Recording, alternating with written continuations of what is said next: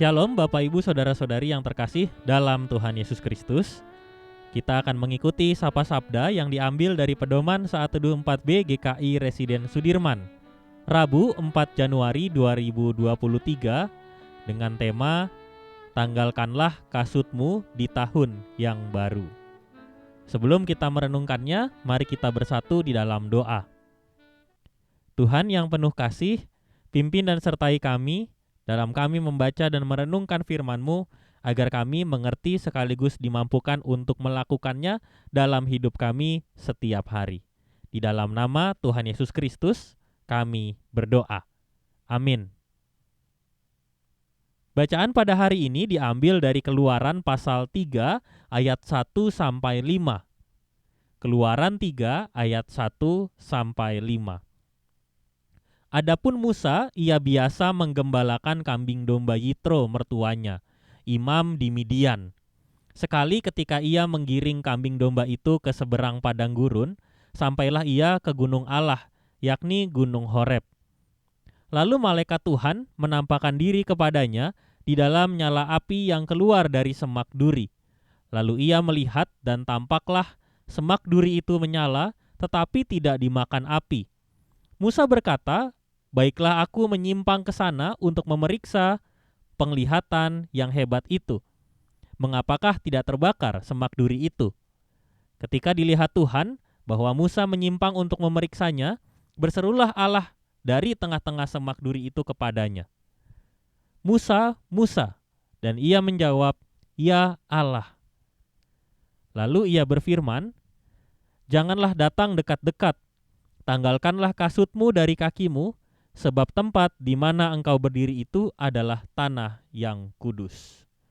Demikianlah firman Tuhan. Berbahagialah kita yang mendengar dan melakukannya. Haleluya. Ada beberapa alasan yang mendasari penolakan atas panggilan atau ajakan untuk melayani Tuhan. Pertama, karena merasa tidak siap.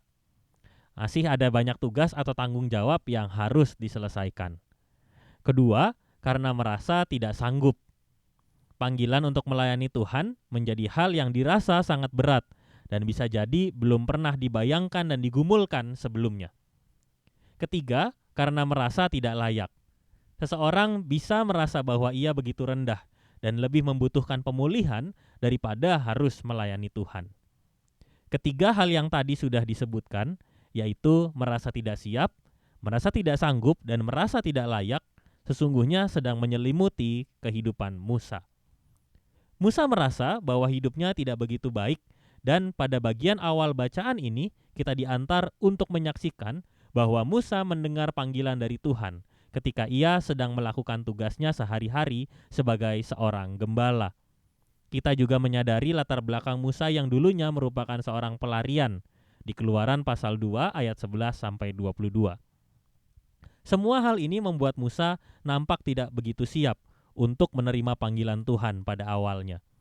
Akan tetapi sebelum melanjutkan perintah dalam tugas pelayanan Musa, Tuhan terlebih dahulu membuat Musa memahami panggilannya. Pertama, melalui malaikat Tuhan. Dia memberi tanda di semak. Tanda itu adalah nyala api pada semak yang akan tetapi tidak terbakar. Tanda ini menjadi begitu ajaib dan membuat Musa merasa perlu untuk memeriksa semak itu.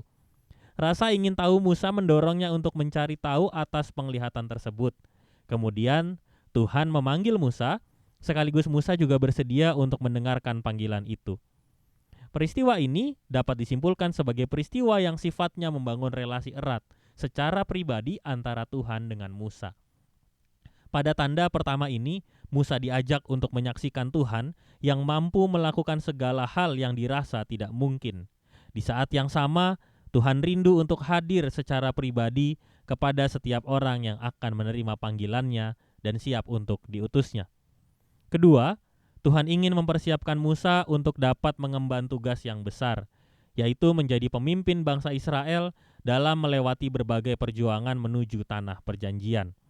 Kasut atau alas kaki adalah benda yang selalu digunakan oleh banyak orang untuk menjalankan aktivitasnya.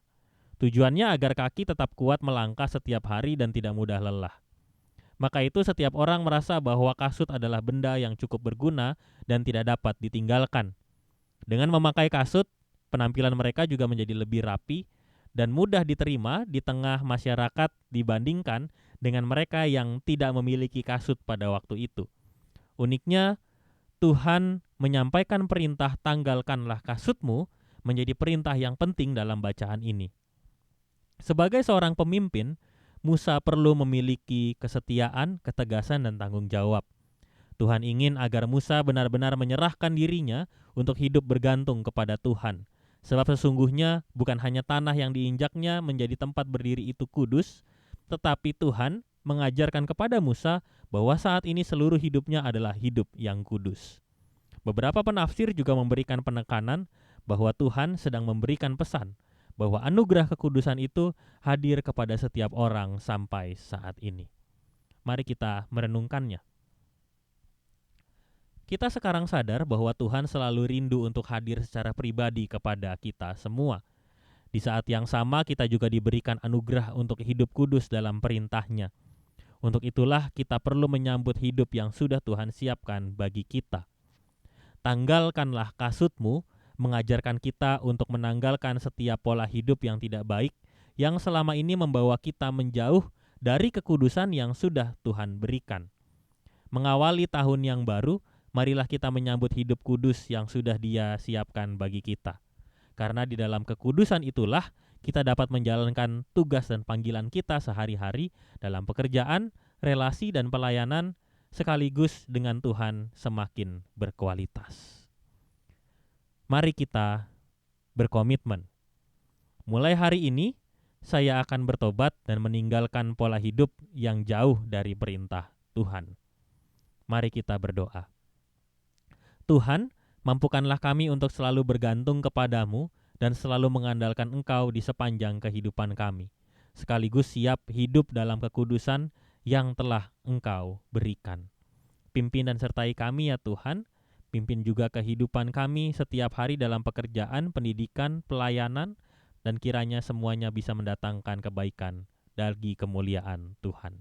Di dalam nama Tuhan Yesus Kristus kami berdoa. Amin.